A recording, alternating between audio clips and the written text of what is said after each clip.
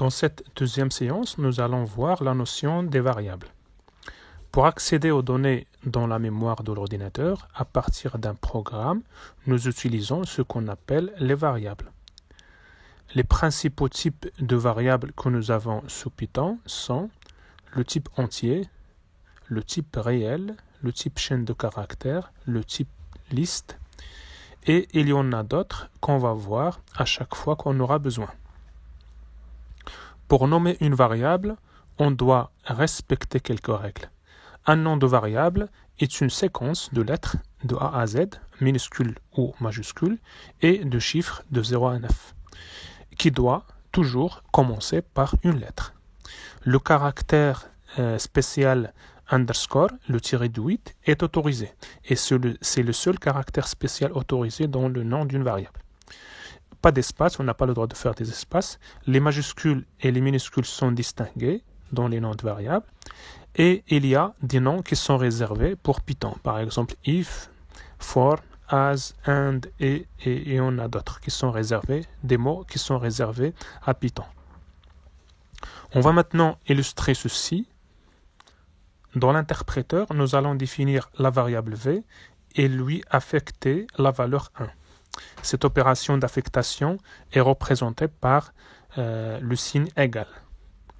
Pour afficher la valeur de v, on écrit v, puis on tape entrée, et donc ça va afficher la valeur de v. Le type de variable est attribué automatiquement par Python en fonction de la valeur affectée. Par exemple, dans notre cas, la valeur affectée est un nombre entier, donc v sera de type entier. Pour vérifier ceci, on va utiliser la fonction prédéfinie type de Python, type v, et après on va faire entrée, et donc ça va nous donner la int comme entier, pour dire entier. Attention ici, si on fait au lieu de v égale à 1, on fait v égale à 1 et on rajoute un point, alors dans ce cas-là, le type va changer, ça va devenir un réel, le type devient réel. Donc on tape type v et donc ça va afficher float. Un autre exemple, on écrit MSG égale hello world entre guillemets, ça définit une chaîne de caractères. On peut, en fait, les chaînes de caractères sont définies en utilisant les guillemets ou en utilisant les apostrophes. On peut remplacer les guillemets par des apostrophes. Donc, on va taper maintenant type MSG et donc ça va afficher le type chaîne de caractères. Le type de V, chaîne de caractères, c'est string, str. Str pour dire chaîne de caractères, string en anglais. Maintenant, pour l'affectation multiple, on peut, par exemple, écrire x égale à y égale à 7. Dans ce cas-là, la valeur de 7 sera affectée à la fois à x et à y. On écrit x, on tape entrée, donc c'est 7, et y aussi, c'est la valeur de 7. Ou aussi, on peut écrire a, b égale 4,3.5. Donc ça va affecter la valeur de 4 à la variable a et la valeur de 3,5 à la variable b. On peut aussi affecter le résultat d'une opération à une variable. Par exemple, on peut écrire z égale à 2 fois a plus b. Ou par exemple, on peut écrire a égale à a plus 1. Donc cette dernière opération, ça permet d'augmenter la valeur de a d'une unité. On dit aussi qu'on a incrémenté a. Il faut faire attention ici, on ne peut pas écrire par exemple a plus 1 égale à a. Il faut toujours que les opérations doivent être dans la partie droite de l'affectation. Maintenant, on va faire un petit exemple dans l'éditeur de script. Donc, dièse. On va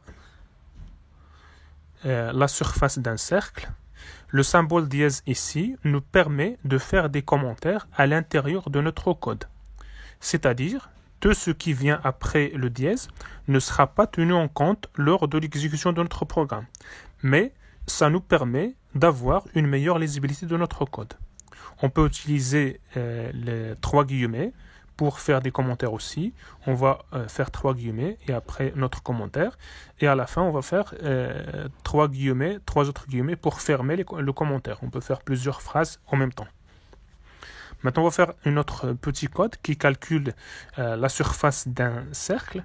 Donc, on va faire R, c'est le rayon, virgule pi, la valeur de pi. On va donner ici une valeur approximative de pi, égale 1,3.14. Donc, ça va affecter le 1 à R et 3,14 à pi.